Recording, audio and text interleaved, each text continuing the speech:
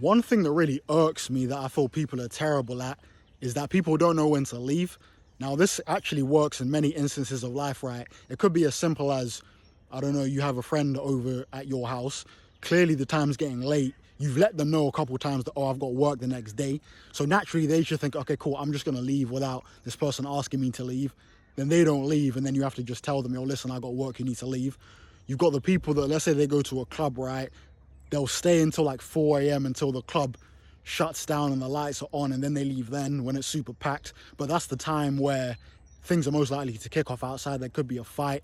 I know J. Cole calls it a let out in England, and we don't really call it a let out, but fights and things could break out later at night as well. So I think you need to know, have kind of a self-awareness to know when to leave. And even, for example, you got people in sports and managers, right? They don't know when to retire. So these guys end up ruining their legacy.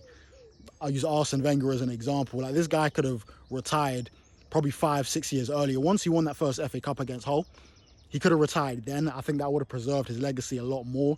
He wouldn't have had this whole Wenger in movement. You got a lot of sports people who, after a championship or after they're declining, that's when they should probably leave. They end up staying in the game for too long.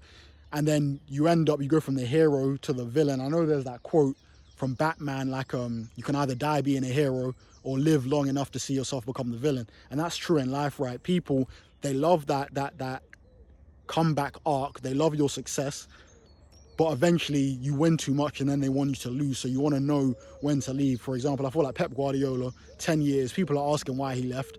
I watched the interviews, he said it's time now, and I fully agree.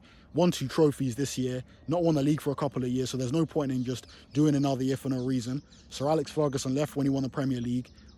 If you learn when to leave at the right time, it's going to just benefit you a lot more. You don't want to just be that old guy in the club, like, metaphorically.